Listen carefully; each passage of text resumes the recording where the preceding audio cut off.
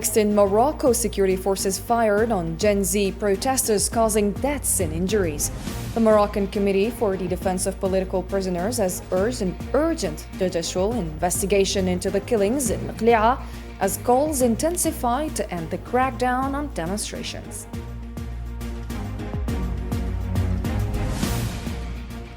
And during his meeting with economic operators to boost the success of the intra-African trade fair, Algerian President Mr. Abdelmajid Tebboune urged fulfillment of commitments both domestically and abroad. He stressed the importance of strong entry into African markets, while business leaders emphasized that implemented and signed contracts will strengthen Algeria's continental stand-in.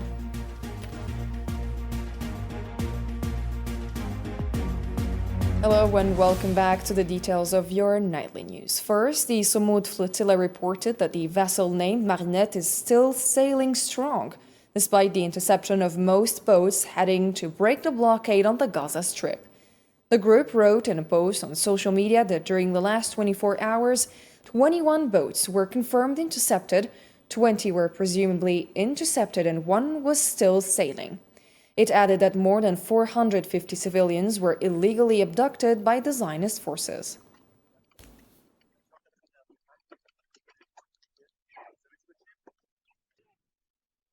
And the Israeli forces intercepted the Somoud flotilla on Thursday, boarding most vessels and detaining dozens of activists and lawmakers en route to Gaza, a move that drew global condemnation and street protests in major cities. Osama Ayadi has more details. The Zionist occupation forces boarded most of the vessels of Somoud flotilla and detained dozens of activists and a number of lawmakers who were on their way to break the Zionist blockade on Gaza on Thursday, drawing condemnation from around the world. The organizers of the global Somoud flotilla reported that one boat had managed to sail on but stopped near Gaza's coast on Thursday morning before contact with the vessel was lost. Organizers also affirmed that 39 of their boats were intercepted or assumed intercepted as communication with the activist was lost. We are presently quite far away from the remaining 2 vessels that have yet to be intercepted by the Israeli Navy, but we are receiving word of our over 500 colleagues and participants in this flotilla in Israeli custody. Supporters of the flotilla took to the streets in several major cities after news of the interception broke, including Rome, Naples, Istanbul, Athens, and Buenos Aires, to decry the Zionist unlawful actions and the ongoing offensive in the Gaza Strip. And so I'm here in solidarity, number 1, with Palestine, because they're being subjected to genocide every day of their lives, and number 2, with the flotilla and my daughter. Unlike previous sea attempts, this flotilla was the largest yet to try and break the blockade of Gaza. The activists believe that with their sheer number of boats, it would be more difficult for the Zionist authorities to intercept them all. The organizers remained in contact with the 2 vessels, though one was expecting that the occupation troops would board it imminently. They also lost contact with the 1 remaining boat, whose last coordinates showed it to be only a few miles from Gaza's shores inside territorial waters. We were notified that 12 military vessels are approaching the flotilla. We're at 12 nautical miles. This was reported approximately 20 minutes ago, and they are about to arrive at one of the vessels. We will be in contact. Also, this interception is in international waters. This is totally illegal and violates international agreements and law. The flotilla, which started out with more than 40 boats and 500 activists, was carrying a symbolic amount of humanitarian aid to Gaza. It had been streaming its voyage online via live cameras aboard different boats, though connections were lost as the Zionist authorities began intercepting them in international waters on Wednesday evening. Hamas condemned the Israeli assault on the international flotilla in international waters, describing the interception and arrest of activists and journalists as piracy and maritime terrorism added to Israel's dark record. The movement hailed the activists' courage in attempting to break the blockade and urged free people worldwide to protest this crime.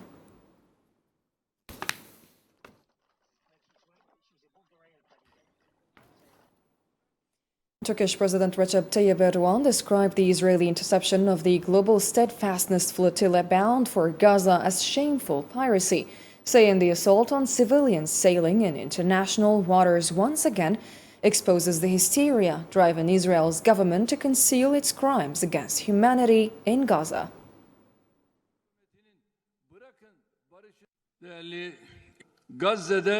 I condemn the banditry targeting the global Samud flotilla, which set out to bring attention to the barbarity in Gaza, where children are starving, and to bring humanitarian aid to the oppressed Palestinians. The Samud flotilla has once again made the brutality in Gaza and the massacring face of Israel visible to the whole world. Many Palestinians were killed and others wounded by Israeli fire targeting displaced people and the starving in various parts of the Gaza Strip since dawn Thursday. Hospital sources in Gaza reported that more than 52 Palestinians were killed in Israeli airstrikes and gunfire, which struck displaced civilians and people waiting for aid. And the UN Relief and Works Agency UNRWA said the aid entering Gaza amounts to no more than 9% of the actual needs. Its media advisor warned that famine has spread from Gaza City to central and southern areas, with conditions worsening by the day.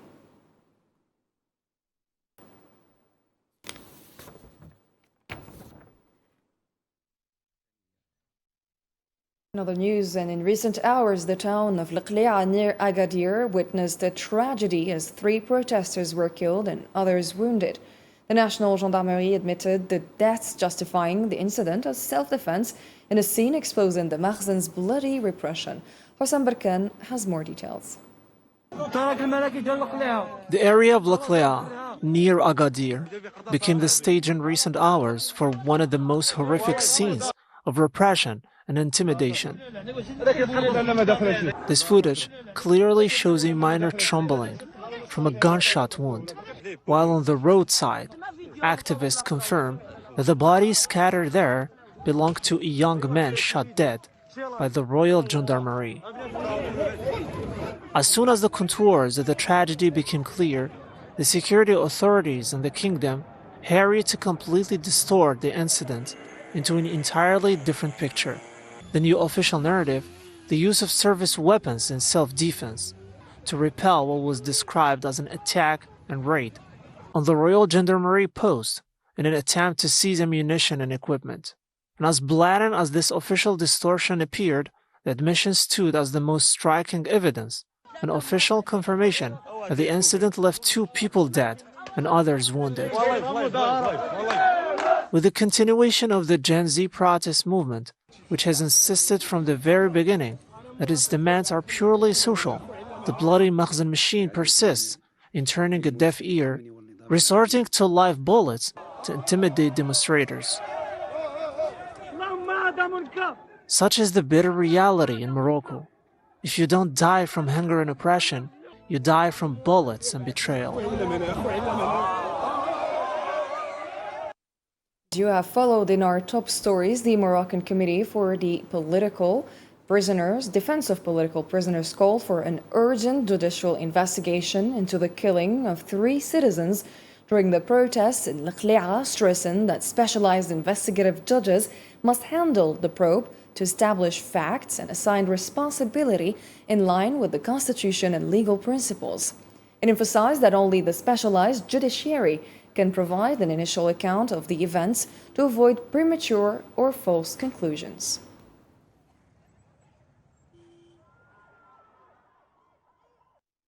Still in the same context, the United Nations condemned the violence during protests in Morocco, stressing the need to respect lives and calling for an urgent and impartial investigation to ensure accountability. At his daily press briefing, UN Deputy Spokesman Farhan Haq said the UN would push for a transparent investigation into the killing of 3 protesters and that if any party is found responsible for violating the rights of demonstrators, the necessary steps must be taken.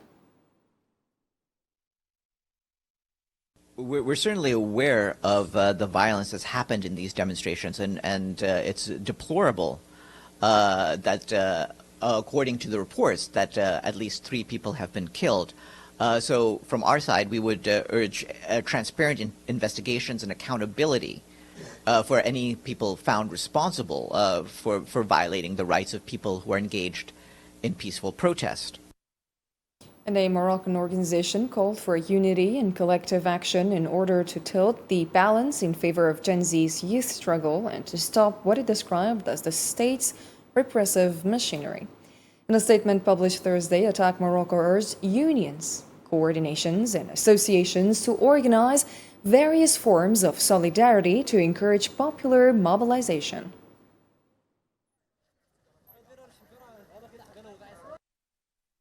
We are capable, if we unite and act collectively, of tipping the balance of power in favor of this popular youth struggle and halting the state's repressive machinery. We are called upon within our organizations, unions, coordinations, associations, coalitions to mobilize and rally our forces. We must encourage mobilization to organize other forms of action that can break through the repressive cordon imposed on public protest. Moroccans have already shown their ability to engage in a nationwide boycott campaign, and such creative forms of struggle must be harnessed to support this popular youth movement and to impose the fulfillment of our social, economic, democratic demands. The Spanish Workers' Commissions reaffirmed its support for the Sahrawi people's struggle for freedom and independence and pledged continued cooperation with the General Union of Workers of Saqt al-Hamra and Rio de Oro in future programs. Its Secretary General Unai Simon, in a meeting with Sahrawi Workers Union Secretary General Nifai Ahmed Mohammed, stressed the need to redouble efforts in advocating for the Sahrawi cause, especially amid current global transformations.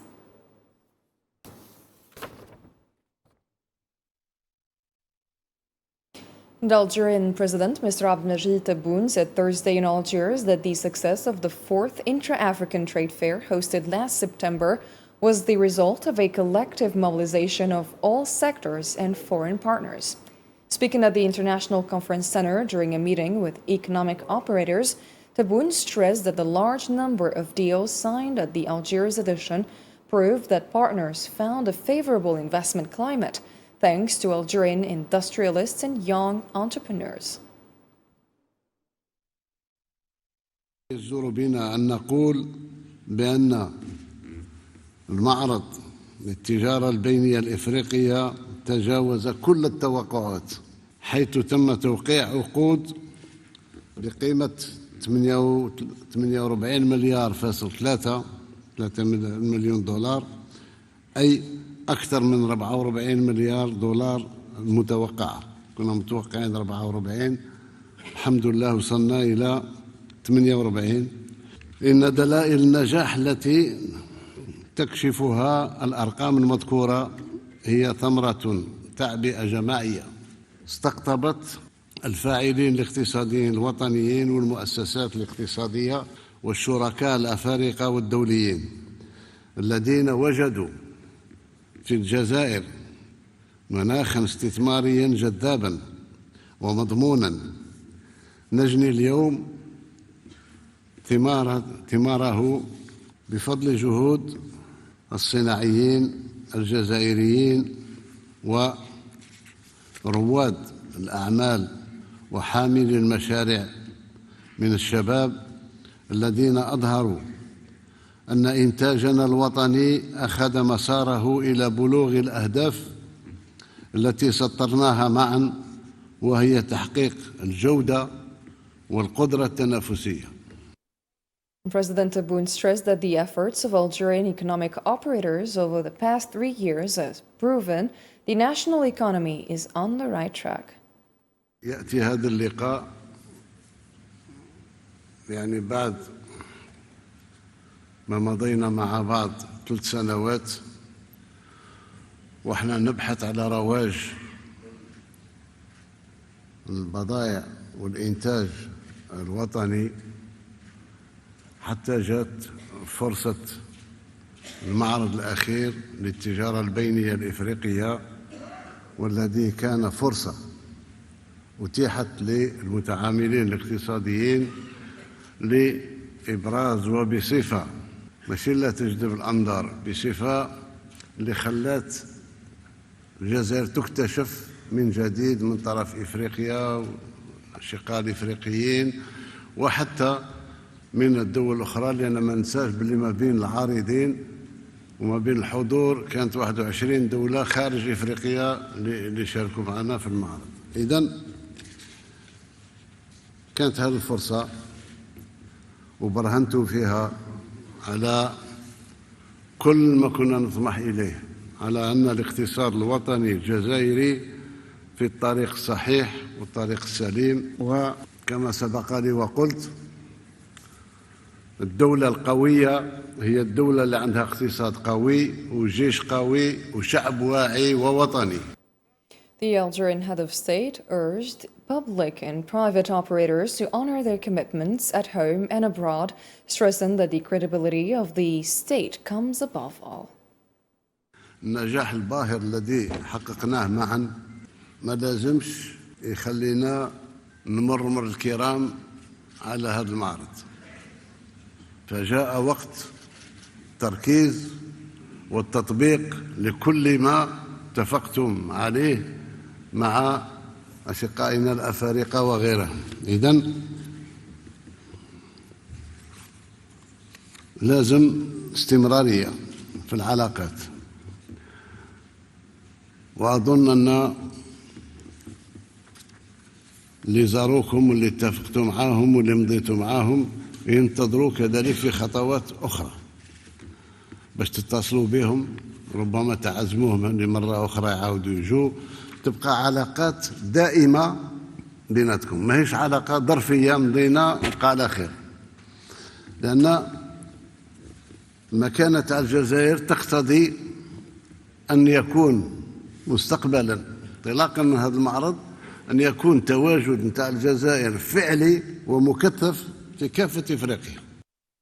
President Tebboune urged Algerian businesses to expand into African markets, calling on the private sector to diversify its investments across various fields. ثم عارفين أن قبل حاولنا باش نقوم بمعارض محلية في موريتانيا، في السنغال، في كوت ديفوار، ولكن كانت محدودة في المكان ومحدودة ربما في ظرف زمني. اليوم إفريقيا كلها جات الجزائر وعرفوا المنتوج الجزائري ومتشوقين للمنتوج الجزائري، وفيه آفاق أخرى مفتوحة. احنا ماذا بينا كان فيه متعاملين اقتصاديين خواص ولا عام، أنا ما نفرقش بين العام والخاص. إذا كان يبغوا يدخلوا في الألواح الشمسية ويدخلوا في أمور أخرى، هذا الشيء يشرف البلاد، لأن كما يقولوا لابيتي فيان أون مونجون. بدينا المنتوج تاعنا أصبح معروف، أصبح يوصل للدول العظمى، الصلب والحديد وغيرها. President Tebboune reaffirmed his commitment to providing tailored support for economic operators, particularly those seeking to expand their industrial production activities. إذن ماذا بيا المتعاملين الاقتصاديين عموميين ولا خواص، ابتداء من هذا الاجتماع ياخذوا احتياطاتهم. اللي باش يوسع المصنع تاعو رانا معاه، اللي باش يزيد في الإنتاج رانا معاه. خدموا 3 فرق بالنسبة للمنتوج اللي مطلوب. ما تعطينيش أنا نيشانتيوناج وشافوا النتيجة وشافوا المنتوج مليح، ولكن اللي يجي باش يبرم صفقة معاك قال اسمح لي العام الجاي بالك أنا عندي صفقة مع الدولة الفلانية والدولة الفلانية. نو بو با مارشي كوم سا. مادام خرجنا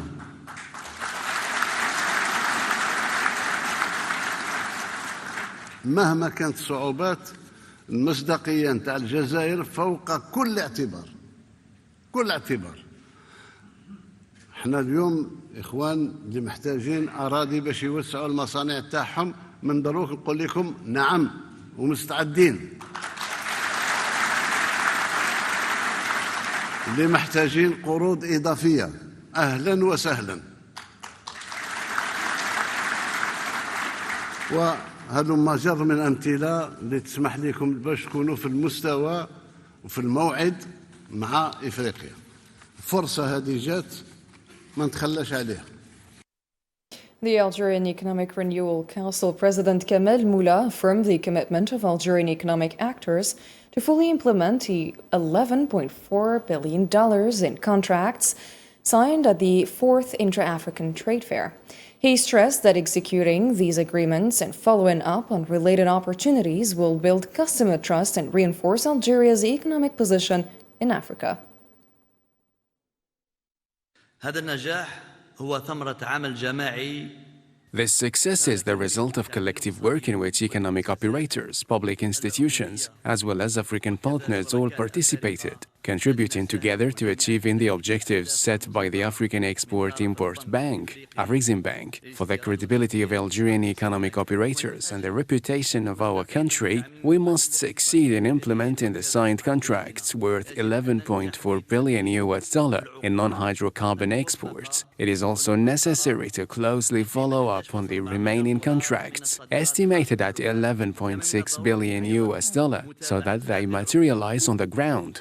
The successful execution of these contracts will attract additional ones if we prove our ability to meet our commitments and earn customers' trust, and therefore strengthening Algeria's economic position on the African continent. The president of Algeria's Economic Renewal Council added that the Intra-African Trade Fair showed that Algeria can serve as a strong bridge between Africa and the Mediterranean and also as a primary engine for the African continental free trade area. لقد أظهر معرض التجارة البينية الإفريقية The African Trade Fair has shown that Algeria can be a strong link between Africa and the Mediterranean, as well as a key driver of the African continental free trade area. It is now time to consolidate this position, strengthen its infrastructure, and continue encouraging innovation and competitiveness. The second session of Algerian-Qatari political consultations was held Thursday in Algiers, co-chaired by Lounès Maghraman, Secretary General of Algeria's Foreign Ministry, and his Qatari counterpart Ahmed bin Hassan al-Hamadi.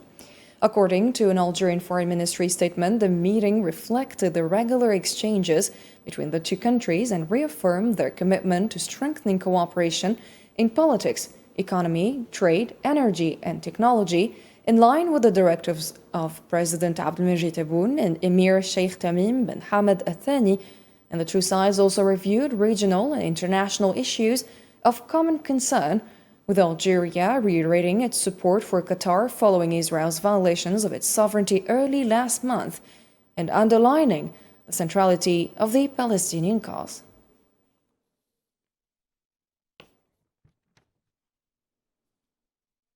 And State Minister and Minister of Foreign Affairs Ahmad Attaf received Qatari Foreign Ministry Secretary General Ahmed bin Hassan al-Hamadi Thursday at the Foreign Ministry headquarters in Algiers. According to the Algerian Foreign Ministry, the meeting provided an opportunity to review the outcomes of the second session of political consultations held earlier in the day, which highlighted the remarkable results achieved in consolidating fraternal ties and partnership between the two countries.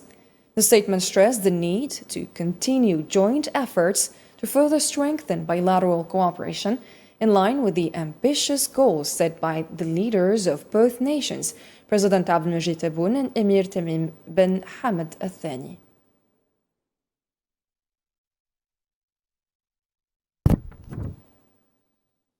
The Kremlin warned Thursday that supplying Ukraine with U.S. Tomahawk missiles capable of striking deep inside Russia would trigger a dangerous escalation with the West.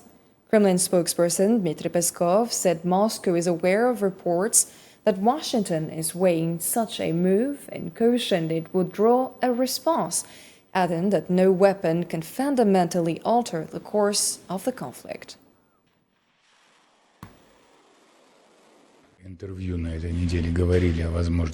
For sure, it is quite a dangerous sign. This can go unnoticed in Moscow. We have noticed it. And if it happens, it will be a new serious round of escalation, which will require an adequate response from Russian side.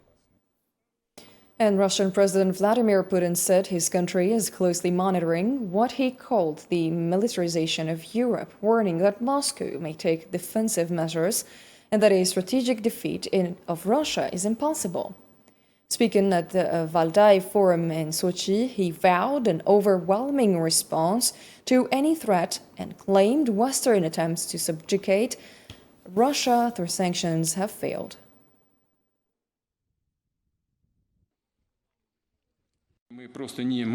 We cannot ignore what is happening. We are closely watching the escalation in the militarization of Europe. Is this mere rhetoric, or has the time come for us to take countermeasures? We hear, as you know, that in Germany, for example, they say the German army must return to be the strongest in Europe.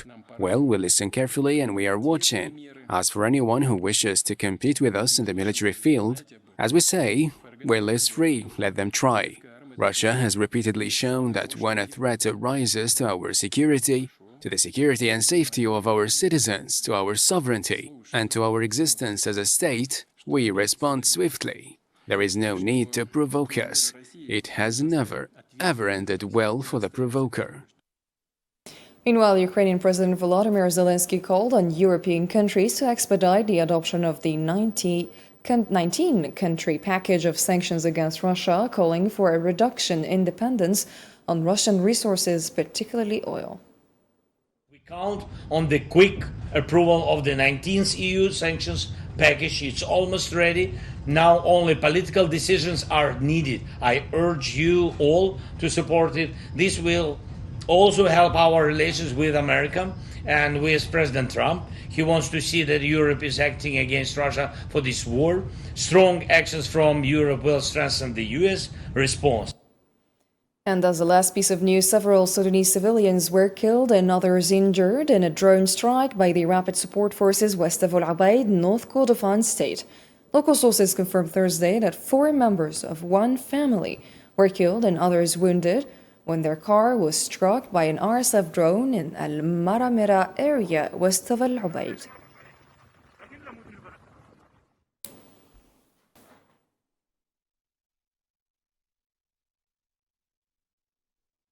That's a wrap for tonight's program. Thanks for watching and bye-bye.